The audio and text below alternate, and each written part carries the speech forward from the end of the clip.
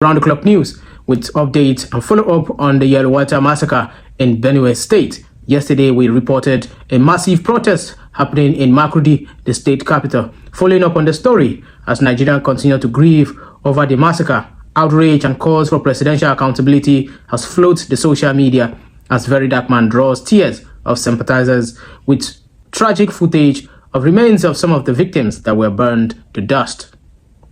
Very Darkman visited the horrifying site of the massacre of over 200 internally displaced persons in Yelwata on the night of June the 13th to the 14th of June 2025.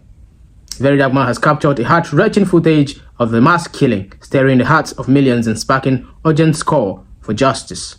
This is number 2. This is number 3. This is number 4. This is number 4. This is 5. This is 6. Now look at the skull of this one. This is 7.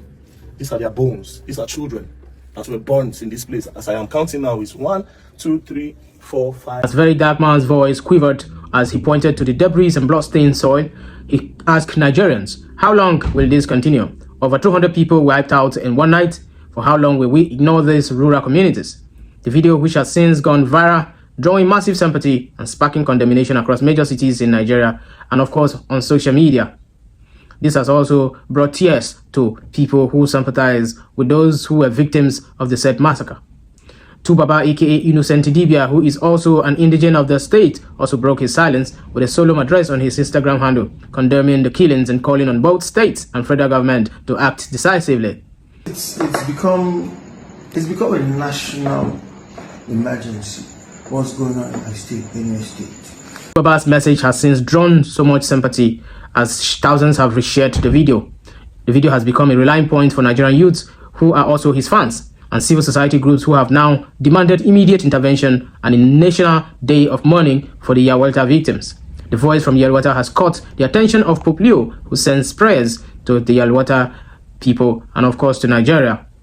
Pope Leo, in a rare gesture during the Saturday Angelus, publicly acknowledged the Yelwata massacre and offered prayers for the victims. He described the event as a terrible massacre and called for security, justice, and peace in Nigeria.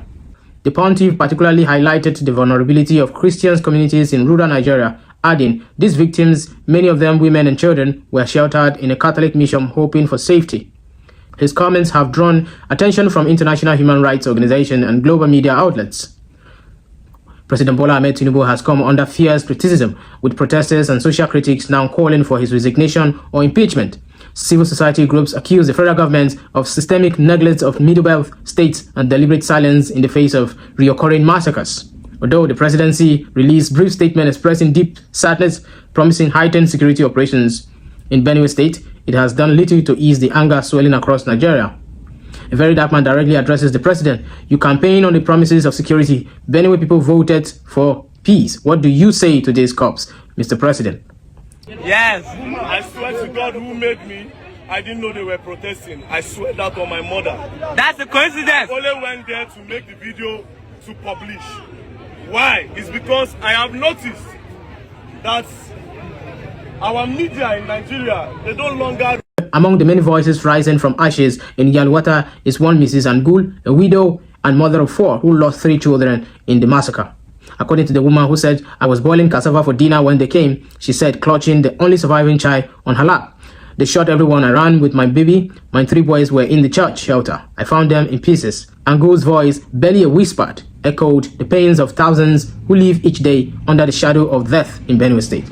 Her only plea, tell the government to protect us or let the world take us away. We are dying slowly. This isn't just a Benue State tragedy, it is a Nigerian failure. As protest grows louder on social media, international voices join the cry for justice. The question remains, will this be the final straw or just another forgotten massacre?